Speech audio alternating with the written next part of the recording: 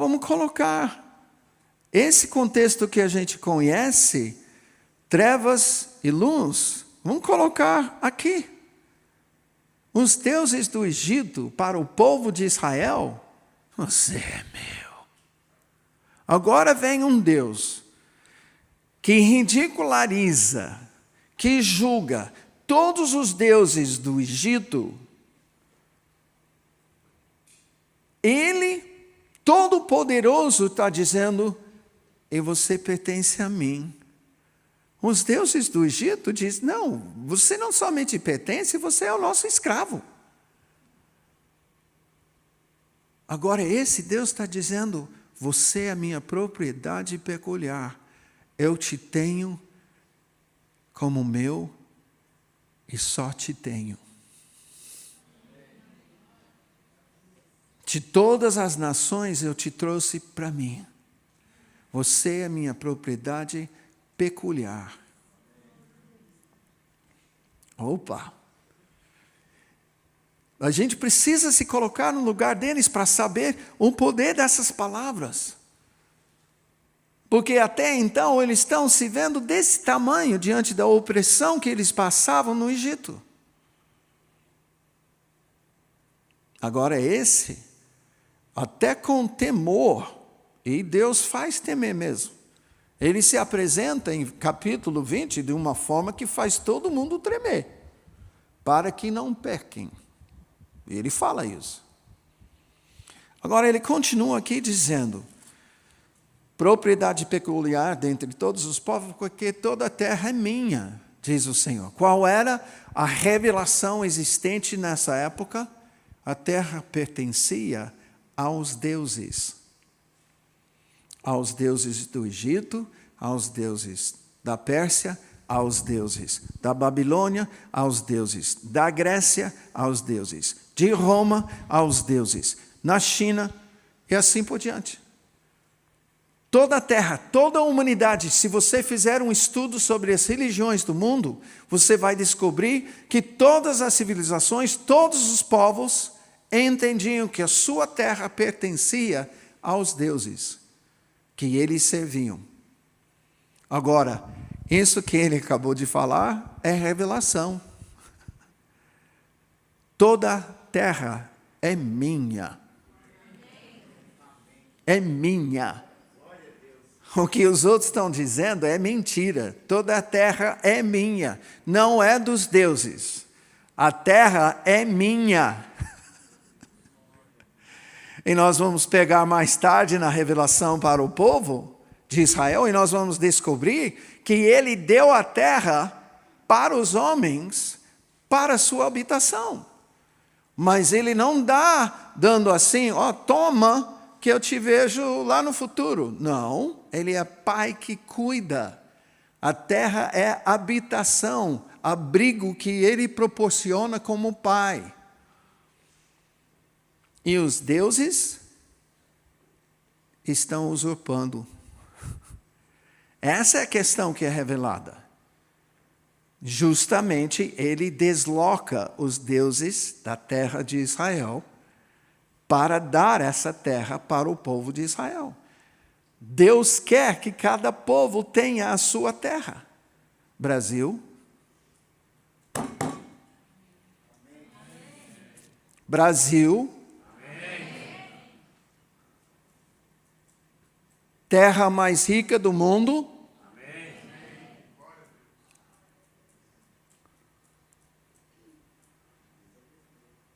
Pensa no que eu acabei de falar. Pensa nas implicações. Ouça o que o Espírito Santo diria sobre isso.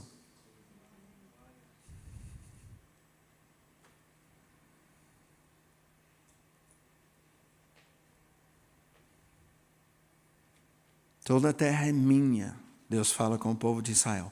Vós me sereis reino de sacerdotes. Espera aí.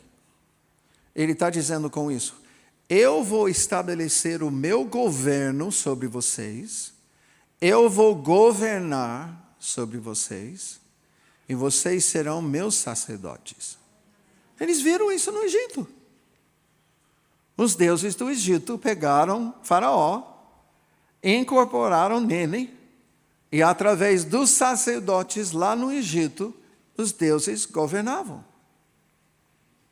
Ele está dizendo, através de vocês eu vou governar. O quê? Qual é o contexto? Uma terrinha? O que Deus acabou de falar? Toda a terra. Toda a terra. E eu quero submeter a vocês que é no cumprimento desse sacerdócio que o evangelho do reino chega até nós. Se Israel não tivesse vivido e cumprido o seu sacerdócio, o evangelho não teria chegado a nós. Agora tem mais uma frase aqui. Nação santa.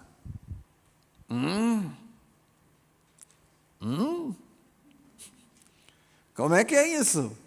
Porque esse povo é cheio de pecado. Tá, vamos avaliar qual é o conceito de santidade nesse momento, nesse contexto. A palavra santo não se aplicava somente a Deus que se revelou a Moisés dizendo que eu sou, é meu nome. O conceito de santidade existia em todos os templos. Santo é quem era separado para servir aquele Deus. Então, a santidade primeiro tem a ver com uma consagração e uma separação para servir. Agora, o segundo aspecto da santidade é que você vai se assemelhar ao Deus que você serve. E é por isso que havia, em templos dessa época, e antes e depois, prostitutos e prostitutas do templo. Porque os deuses, na verdade, sendo demônios, não são fiéis. Não são verdadeiros, são mentirosos. Não são provedores, são ladrões. Lembra o que Jesus falou? Matar, roubar, destruir. Eles não são construtores, eles são destruidores. Então, quem serve a eles vai se tornar semelhante a eles. Salmo 115 fala sobre isso. Torne-se semelhante aos ídolos, os que os adoram, os que confiam neles. Cegos, surdos, mãos que não apalpam, pés que não andam, boca que não fala.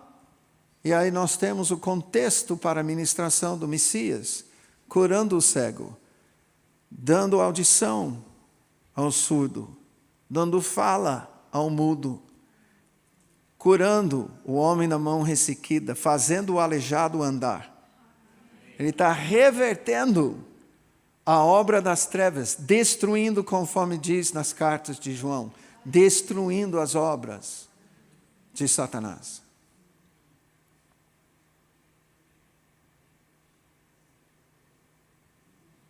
Tudo isso porque até então o diabo tinha conseguido enganar todas as nações e através da adoração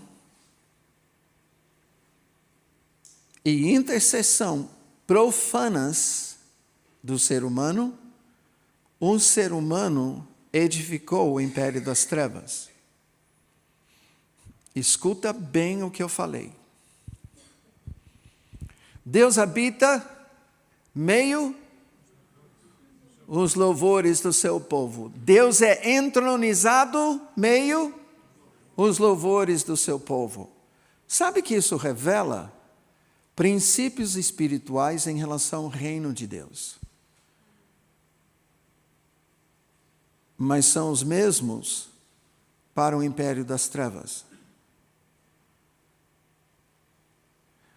Para Satanás ter o direito de se fazer presente, ele tem que receber um convite do ser humano. Para Satanás estabelecer o seu governo, o império das trevas sobre a humanidade, ele tem que receber um convite.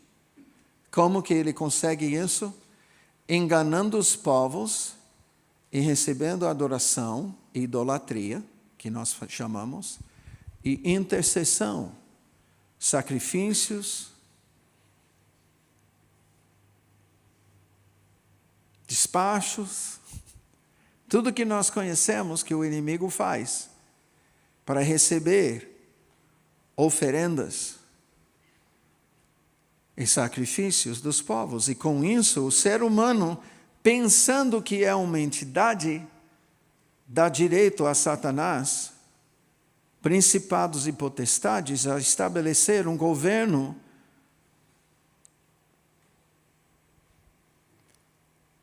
que é estabelecido para matar, roubar e destruir. E Deus, para reverter isso, faz um povo para si. Vai para o Egito, numa certa altura da sua história, liberta esse povo dos deuses do Egito e torna esse povo um povo sacerdotal, uma nação santa. Para fazer o quê? Para iniciar adoração e intercessão ao Deus verdadeiro, a fim de combater a adoração e intercessão. Com isso, eu estou querendo pegar isso agora e observar várias coisas. Primeiro, Israel recebeu todo um sacerdócio, e se você estudar Salmos, pergunto, Israel profetizou sobre as nações? Ou só sobre a terra de Israel? Só sobre o povo de Israel? Ou sobre todos os povos? Convocava todos os povos a bendizer ao Senhor em Salmos ou não? Está vendo o papel sacerdotal e profético de Israel, chamando os povos, queridos, isso acaba chegando a nós, nos confins da terra.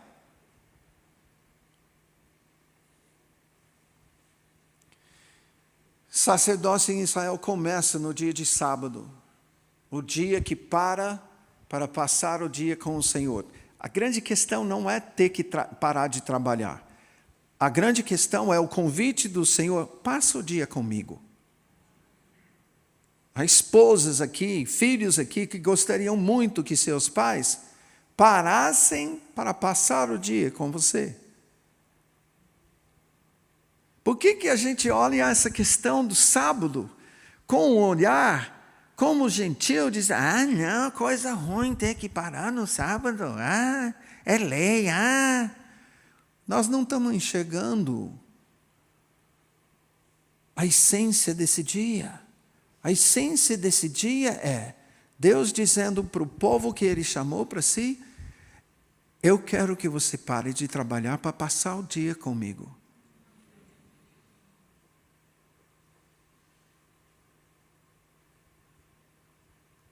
Mas a gente não tem esse conceito.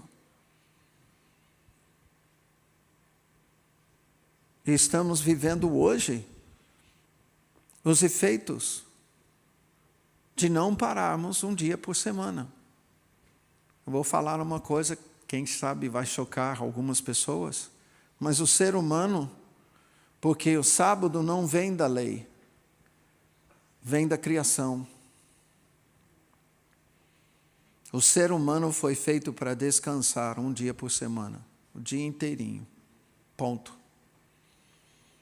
E hoje nós estamos vivendo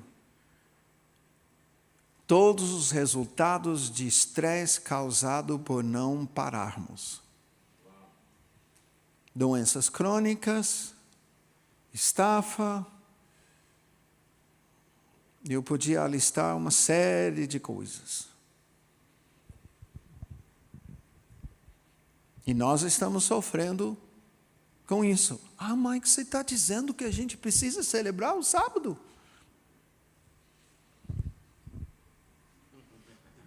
Eu não. Eu só estou vendo como o Criador fez a sua criatura.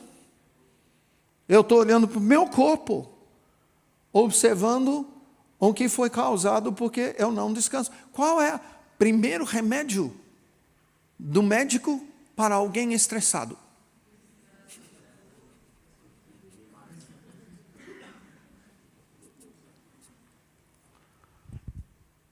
Eu acho que eu não preciso discutir muito isso.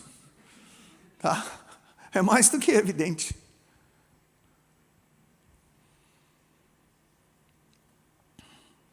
Nesse dia começa o sacerdócio, porque parte desse dia Israel vai para a sinagoga e vai celebrar diante do Senhor, baseado nas Escrituras. Vai receber do Senhor canções, inicialmente canções de Moisés e de outros, eventualmente as canções de Davi, de Asaf, de outros, canções tremendamente proféticas, que vai profetizando sobre as nações. Segunda coisa, as festas. Páscoa, Pentecostes e Tabernáculos. Não era um momento assim, vamos... Não, a nação parava. Eu quero que você observe algo. Não foi só para a tribo de Levi, não. Os levitas. Não era só para os levitas. Toda a nação parava. Além disso, onde que celebrava a Páscoa? Na sinagoga? Em casa. Quem ministrava? O pai. Opa, por quê? Porque toda a nação é sacerdote. Não é só os levitas. Os levitas, depois, se você quiser, eu falo sobre isso com você em particular, mas Números 3 mostra que os levitas só substituíram os primogênitos. Quando Deus passou o sangue do cordeiro sobre as casas de Israel no Egito, aquela noite, ele poupou a vida dos primogênitos de Israel. E de Israel como seu primogênito. A nação toda e todos os primogênitos em Israel. E com isso, em Números 3, diz que ele consagrou para si os primogênitos. Só que chegou na hora estratégica, eu brinco com isso, eu acho que ele pensou bem sobre as mães, as judias. E como iam judiar dele, se ele tirasse do lar os primeiros filhos em todas as casas. E pensou, sabe uma coisa? Eu acho que eu vou pegar uma tribo, eu vou trazer essa tribo. Por quê? Ele mandou contar o número de primogênitos e o número de homens até uma certa idade em todas as tribos. A tribo de Levi só correspondeu mais aproximadamente que todas as outras tribos. Levi não era primogênito na sua casa, não tinha nada de especial sobre a tribo de Levi. Inclusive, quando Levi recebeu a palavra do seu pai, era maldição. Parece que Deus pega a tribo de Levi para servir a ele, para reverter a maldição que estava sobre eles. Olha que coisa interessante. É a gente inventando toda a história. Oh, Levi. Não. A nação era sacerdotal. A tribo de Levi separado no lugar dos primogênitos. Aí a gente para pensar, por que os primogênitos? Olha a economia do reino de Deus em Israel com isso. Eu vou trazer os primogênitos para mim, e aí os primogênitos vão voltar para suas casas e vão ensinar a família o sacerdócio nacional. Olha que legal! Olha a eficácia disso aí. E aí, se Deus vai pedir os dízimos das tribos para sustentar esse grupo sacerdotal, é meu filho. Acha que vai faltar dízimo para os primogênitos? Jamais. Essa é a economia da casa de Deus em Israel. Interessante isso. Então, quando o povo dava os dízimos para os levitas, era como se desse para seu próprio primogênito. Porque seu primogênito não estava lá, porque Deus tomou os levitas no lugar dos primogênitos. Só que com isso nós, gentios, precisamos corrigir uma coisa errada na nossa cabeça. Que Israel era uma nação sacerdotal porque tinha uma tribo sacerdotal. Não. Tinha uma tribo sacerdotal porque era uma nação sacerdotal. A tribo foi separada para servir o Senhor e ensinar Israel no seu sacerdócio. E especialmente quando chega no momento das festas, Páscoa, Pentecostes, Tabernáculos, é a nação toda que celebra momentos. Celebra o momento que eles foram consagrados ao Senhor pelo sangue do Cordeiro. Mas não somente celebram, profetizam que virá o Cordeiro de Deus que tira o pecado do mundo para consagrar as outras nações ao Senhor também. Pentecostes celebram um momento em que a lei do Espírito foi escrito em tábuas de pedra, dando orientação para o povo de Israel sobre o caráter de Deus. Não é apenas lei, não faça, é não faça, não roube. Por quê? Porque Deus é provedor, Ele é Pai. Ele começou revelando sua paternidade para nós, provendo para nós. No deserto, fez a nossa roupa crescer no nosso corpo e não desgastar. 40 anos. Eles estão celebrando tudo isso. Recebemos a lei do Espírito. Não é coisa ruim, não. Profetizando todos os 1500 anos do seu sacerdócio, um dia que Jesus, o Cordeiro que tira o pecado do mundo, iria diante do Pai para pleitear, para clamar, para rogar. Pai, envia o Espírito. E aí vem o Espírito da lei habitar dentro de nós. Cumprimento de profecia. Eles não apenas celebravam, eles profetizavam em tabernáculos, celebrando o momento em que Deus fez o seu tabernáculo entre eles e habitou com eles, revelando sua glória no Shekinah e na nuvem, a sua presença manifesta, celebrando, mas profetizando, porque virá Deus encarnado, Ele fará a sua tenda, Ele se tornará em carne e habitará entre nós. E esse mesmo voltará para habitar entre nós e governar sobre nós. Isso tudo é resultado do sacerdócio de Israel.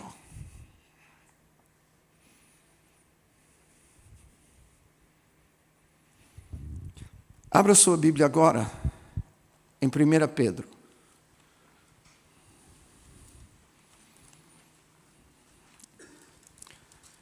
Capítulo 2, por favor.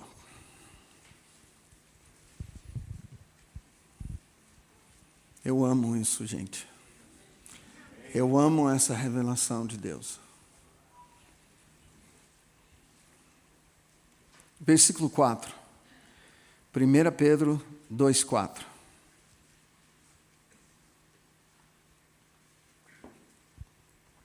chegando-vos para ele a pedra que vive, rejeitada sim pelos homens, mas para com Deus eleita e preciosa. Também vós mesmos, como pedras vivas, sois edificadas casa espiritual para serdes sacerdócio santo.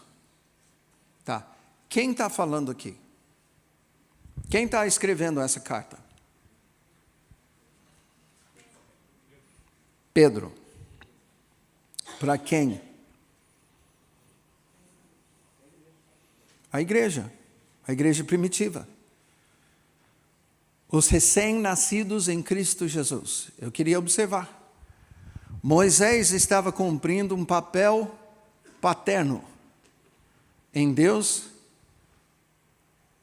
expressando a identidade de Israel, para que eles se identificassem dali em diante como os sacerdotes do Senhor.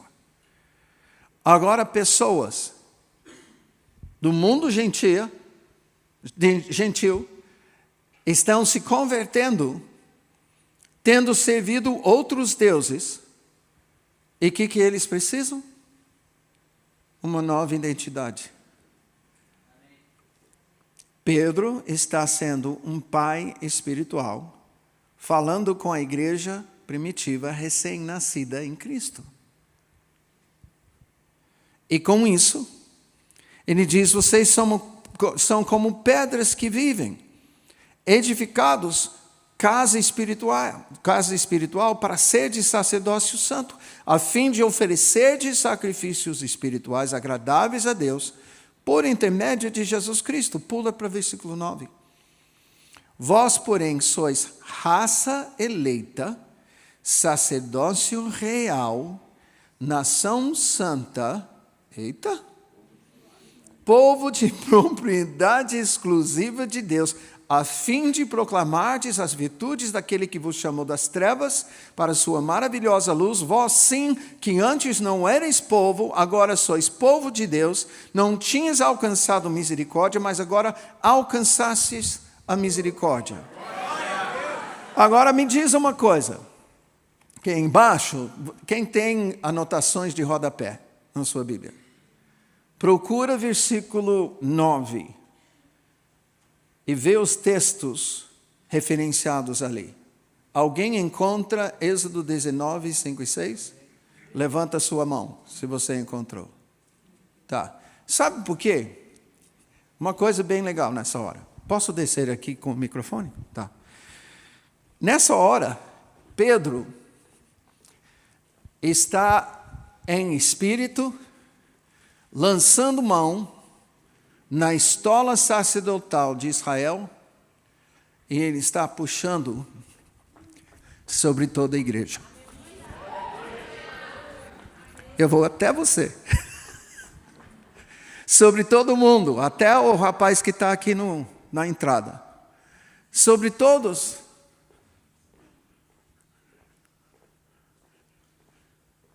Nós que nascemos em Cristo,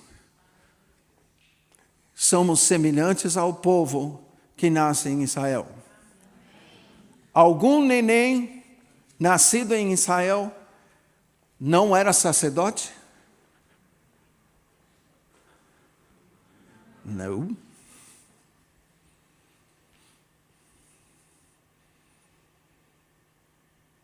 Alguém que nasce em Cristo Jesus não é sacerdote? Também não. Mas, para reforçar a questão, aqui é tremendo. É Pedro que está falando. Abra sua Bíblia em Apocalipse. 1º capítulo.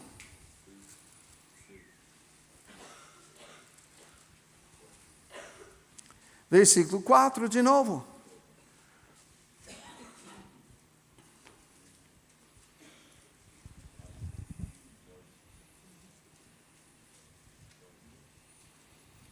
João, as 7 igrejas que se encontram na Ásia, igrejas de avivamento, como nós vimos de manhã. Graça e paz a vós outros, da parte daquele que é, que era, que há de vir, da parte dos 7 espíritos que se acham diante do seu trono, da parte de Jesus Cristo, a fiel testemunha, o primogênito dos mortos e o soberano dos reis da terra. Há aquele que nos ama e pelo seu sangue nos libertou dos nossos pecados e nos constituiu reino em sacerdotes para seu Deus e Pai. A Ele a glória, o domínio pelos séculos dos séculos. Veja as anotações de rodapé referentes a versículo 6. Alguém encontrou Êxodo 19, 5 e 6? Na minha Bíblia também. Por quê? Quem que está escrevendo? Quem está escrevendo agora? João. Quem é João? Pedro era um dos 12, mas além de ser um dos 12, um dos 3, Pedro, Tiago e João. Tá? Então tinha maior intimidade. Agora é João, que era dos 12, era dos 3, mas por sua palavra ele declara que ele é o queridinho. Dos 3 mais chegadinho. Beleza. Só que ele, diferente de Pedro, assume paternidade espiritual. Nas suas cartas, ele escreve para a igreja primitiva, dizendo, filhinhos meus. Que papel que ele está servindo? De pai. Para a igreja primitiva. Dando para a igreja primitiva a sua identidade.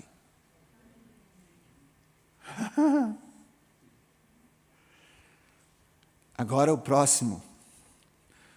Para não ficar só com os homens. Capítulo 5. A gente vai começar a leitura a partir do versículo 6. Apocalipse 5, versículo 6. Então vi no meio do trono e dos 4 seres viventes, e entre os anciãos, de pé, um cordeiro como tendo sido morto.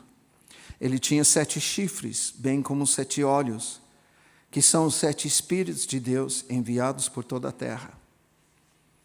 Esse cordeiro veio, pois, e tomou o livro da mão da direita daquele que estava sentado no trono. E quando tomou o livro, os 4 seres viventes e os 24 anciãos prostraram-se diante do cordeiro, tendo cada um deles uma harpa e taças de ouro, cheias de incenso, que são as orações dos apóstolos, que são as orações dos profetas. Quem? Que são as orações dos mestres. É isso? Você sabe por que eu estou falando isso, né? Porque quem é separado com o sangue do Cordeiro, na palavra, é considerado e chamado por Paulo santo.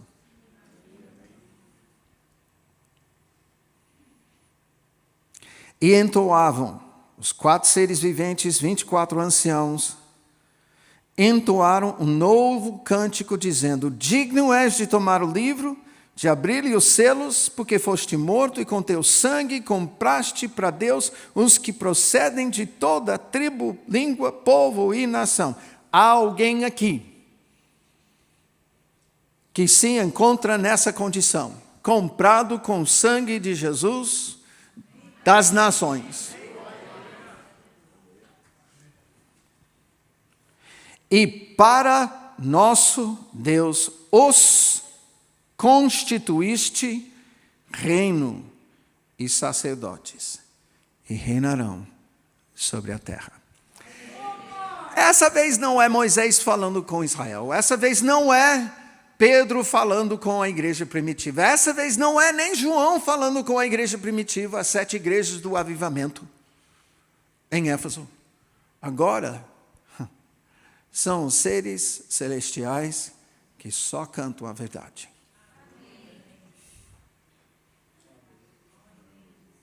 dando glória a Jesus. Por quê? Porque agora com seu sangue, não com o sangue de um animal, ele comprou para si povos, pessoas de todas as tribos, povos e nações e línguas.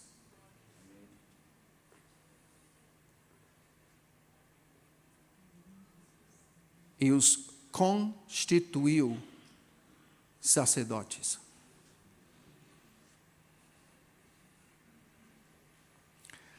A palavra do Senhor nos diz que nós somos sacerdotes. Mas nós, como igreja, temos caminhado semelhante a Israel, que relegava o sacerdócio à tribo de Levi, e quem sabe em momentos até a tribo de Levi usurpou o sacerdócio de todo o povo. Nós temos andado semelhantemente, como se a gente não fosse sacerdote. E aí eu observo com os irmãos os termos clero e leigo. Na palavra, você não vai encontrar esses termos. Não vai encontrar esse ensinamento. Você só vai encontrar pessoas separadas para ensinar outras pessoas no seu sacerdócio. Levitas separados para ensinar Israel em todo o sacerdócio. Qual é meu papel, então, como ministro? Eu sou formador de sacerdote. Quem? Você. Apóstolo, profeta, evangelista, pastor, mestre que Deus sabe, consagra e separa para si, nós somos formadores de sacerdotes. Essa verdade precisa voltar a ser, fazer parte do nosso alicerce. Você sabe quando você adora num culto? Se você não está entendendo que existe a possibilidade de céu e terra fundir nesse momento, que tem textos bíblicos que falam sobre a adoração do ser humano na terra, cantando em um contracanto dos seres celestiais ao redor do trono. Capítulo 7 fala sobre isso.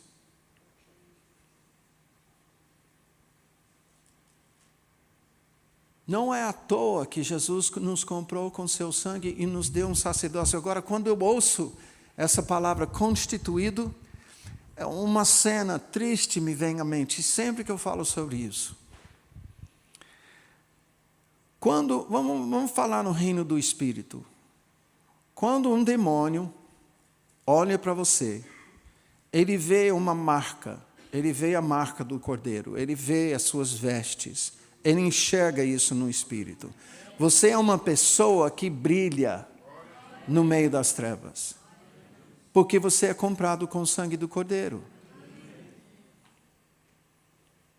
E ele sabe quem você é. Ele sabe a autoridade que você tem. Ele sabe que você tem toda a autoridade contra ele. O que ele quer? Ele apenas não quer que você exerça. Sabe que cenário me vem à mente quando eu falo sobre essa questão de sermos constituídos sacerdotes? Aquela cena do Rio de Janeiro, as praias do Rio de Janeiro, dos arrastões. Uma tristeza. Chega lá o pessoal batendo, assaltando.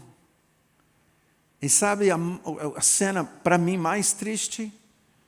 Na lateral, pessoas fardadas, constituídas de autoridade para impedir, e estão de braços cruzados.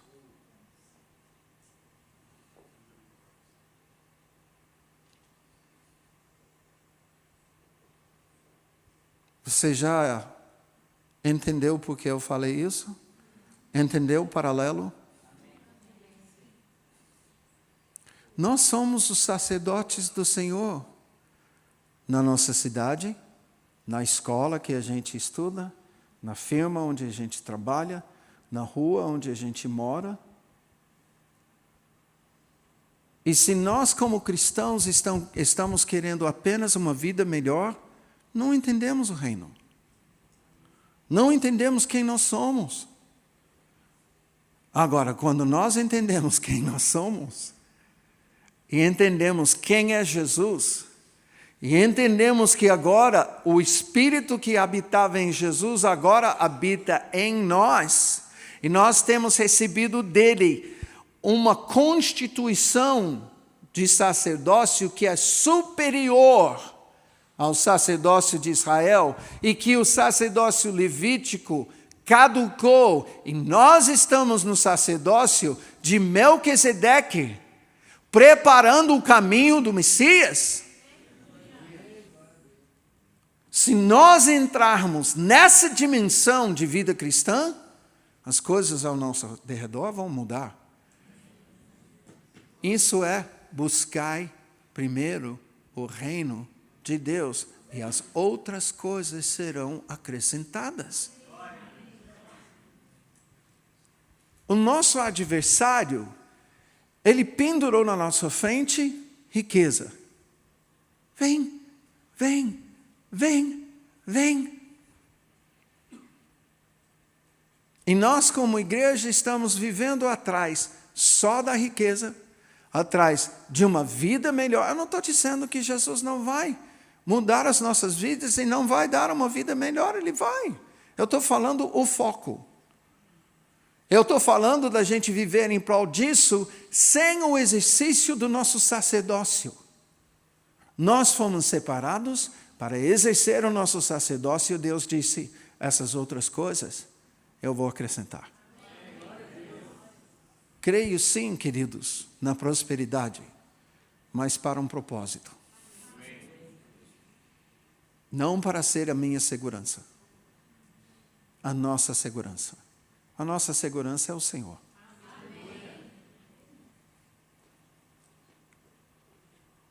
Agora, isso significa, em Mateus 6, se a gente entender, Jesus está começando o maior movimento de intercessão de todos os tempos.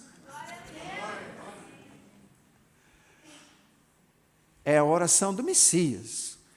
É a oração do Filho de Deus que foi instruído pelo Espírito Santo. Tem oração mais eficaz que essa? Não, para mim não. Não consigo fazer algo melhor.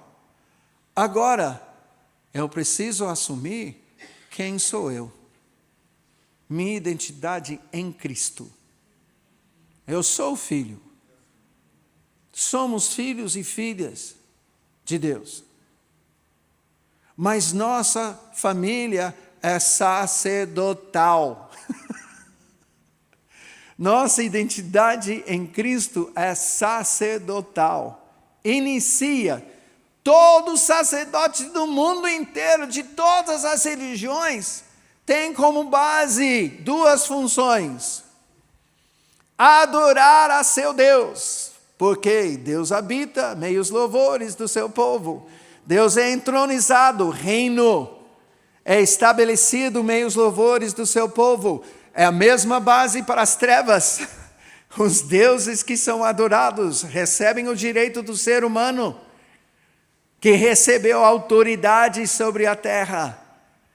Deuses recebem direito de habitar e governar sobre os povos através da sua adoração e intercessão para outros que não são o Criador.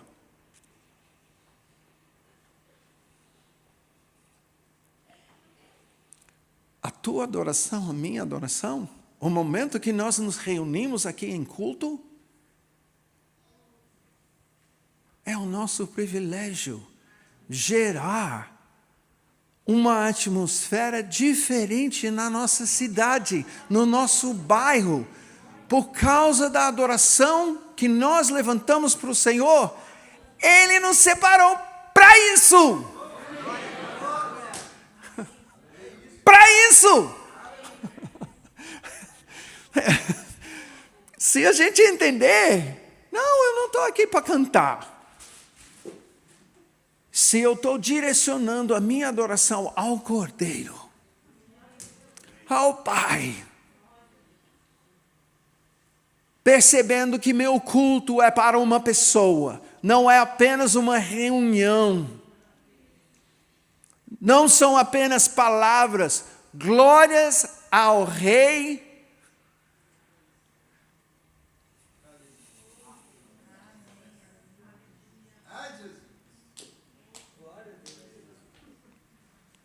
Para que cantar? Se não para isso. Toda vez que eu adoro, especialmente com outros, eu tenho a consciência, eu estou adorando para que o Senhor manifeste a sua presença. Eu estou adorando para que o Senhor manifeste o seu reino, o seu governo. Por quê? Porque eu quero? Não, porque Ele diz que é isso que Ele quer. Ele disse primeiro, não sou eu que estou exigindo. Ele disse primeiro. Agora a outra parte, gente, somos sacerdotes do Senhor e Ele nos deu a própria oração para fazer. O segredo. É um segredo. E eu percebi, eu não sei de vocês, mas eu percebi 20 anos da minha vida. Eu estou falando em Cristo. Havia quase 20 anos antes, eu não entendendo nada. Mesmo em Cristo, eu não entendia um poder dessa oração. Porque, em primeiro lugar, eu não entendia quem eu era. A minha identidade como sacerdote em Cristo. Nessa noite, para a gente encerrar, eu queria que você ouvisse esse toque como se fosse uma conclamação para você assumir. Porque a grande questão, se nós somos constituídos, eu não estou nessa noite constituindo ninguém. Mas você vai ouvir o toque como se fosse uma conclamação. Você assume. Assume quem você é no seu lar, no bairro, no serviço. Pensa onde você pisa a planta dos pés, de segunda a segunda.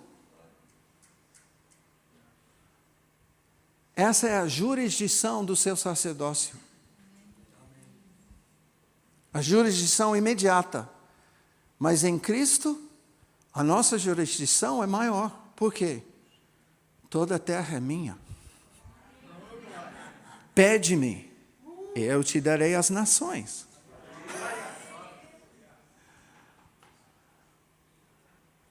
Muitas vezes a gente está orando pelas nações, mas não intercedendo na nossa jurisdição imediata. Muitas mudanças nos lares não acontecem porque a gente não assume o nosso sacerdócio no lar para interceder primeiro. Nós queremos partir para a pregação. Pregação é resultado. É segundo plano, segunda etapa.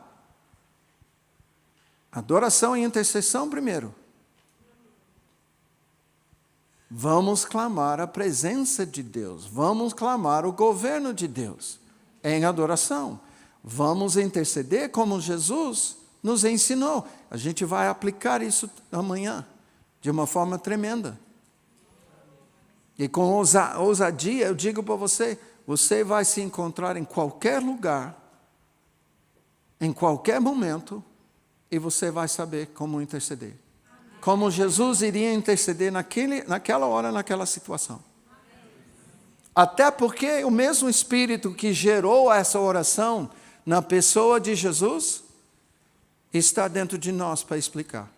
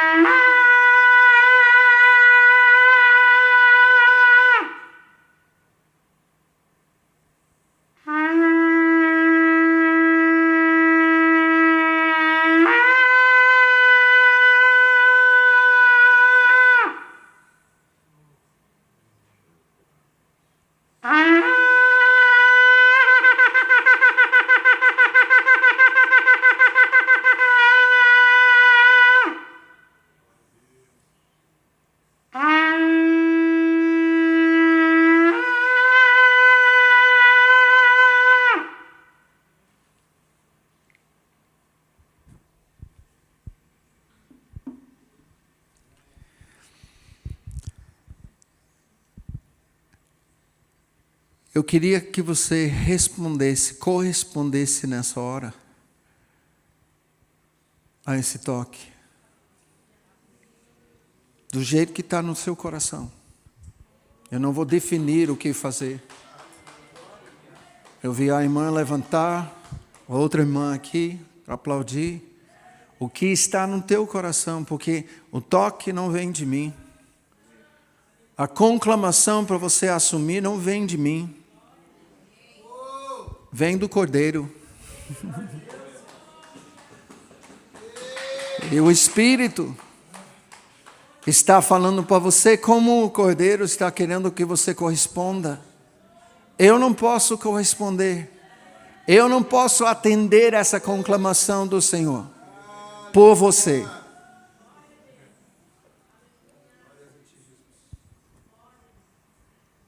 Tenha liberdade no Espírito.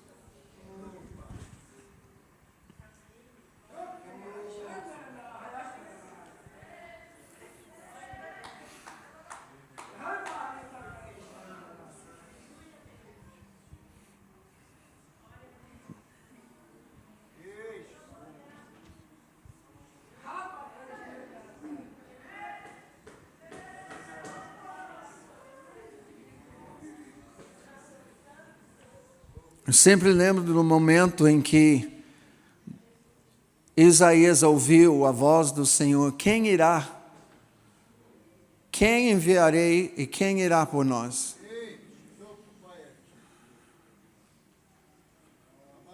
Ele tinha que responder. Ele não tinha como ficar sem responder. A pergunta nessa noite é: quem assume o sacerdócio para o qual eu te constituí? Com meu sangue.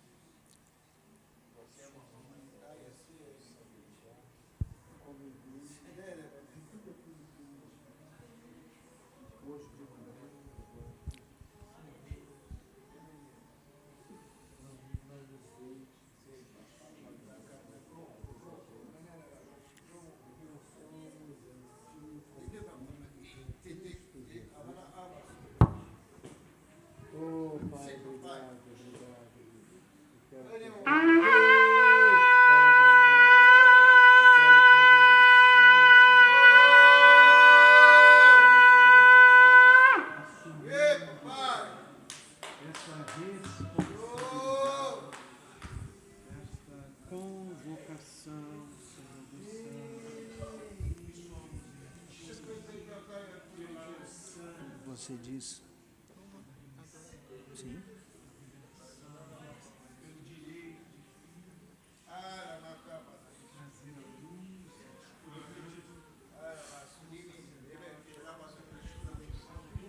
Para vocês que estão me conhecendo, eu não estou esperando uma única correspondência, uma coisa que todos nós temos que fazer. Você precisa corresponder com aquilo que o Espírito Santo está gerando no teu coração. É por isso que eu estou dando tempo.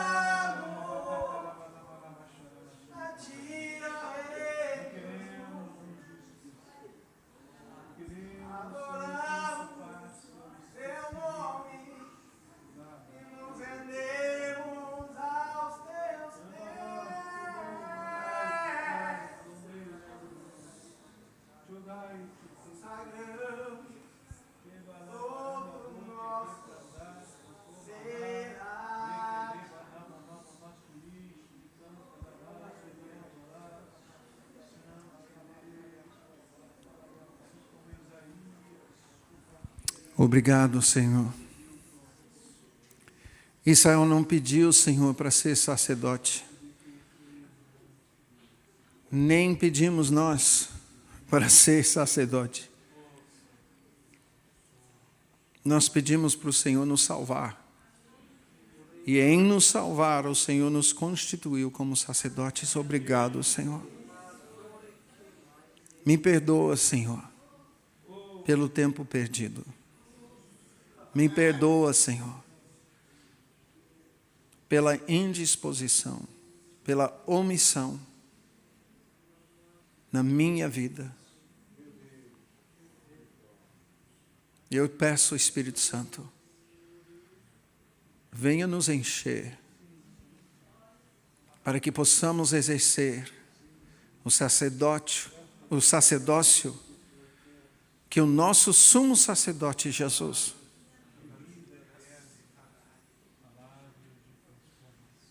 deixou para nós como legado, para a qual Jesus nos consagrou com seu próprio sangue. Ensina-nos, Senhor. Ensina-nos. Nessa noite, Senhor, eu peço, opera em nós, para abrir mais o nosso entendimento, para vivificar a Tua palavra em nós, a fim de nos posicionar e nos ativar para um ministério confiado a nós pelo Cordeiro. Obrigado, Senhor, pelos irmãos aqui. Obrigado, Senhor, por nos salvar. Obrigado pela experiência do novo nascimento, em que nós nascemos no Espírito pelo Espírito. Da morte o Senhor nos trouxe para a vida. Das trevas o Senhor nos trouxe para o reino do seu amor. E com teu sangue o Senhor nos constituiu sacerdotes, filhos, posicionados nas nossas cidades, nas nossas famílias, em lugares estratégicos, para exercer o sacerdócio de Cristo naquele lugar. Ensina-nos, Senhor. Ensina-nos. Sela a Tua palavra, Senhor, nessa noite. Nós queremos ser, Senhor, não um solo rochoso que rejeita a semente da Sua palavra. Não queremos ser um solo que deixa crescer rápido, mas com o calor do dia, do sol, seca.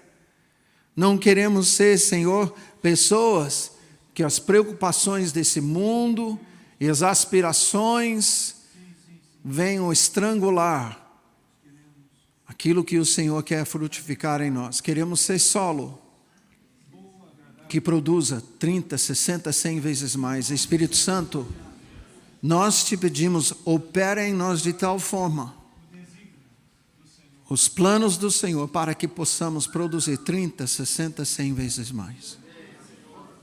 Recebemos, Senhor, a semente da Tua palavra nessa noite. E te louvamos e te bendizemos.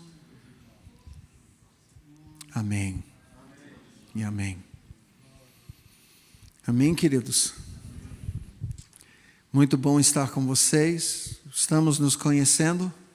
Louvo a Deus por isso.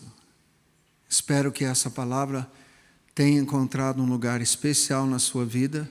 Amanhã começamos de novo às 9 horas, depois do almoço às 14 e à noite de novo às 20 horas. Espero que todos possam estar com a gente. E até outros que não puderam estar nessa noite. Traga, por favor, convida outras pessoas. Pastor, tem alguma palavra? Está liberado? Está liberado. Deus abençoe. Amém.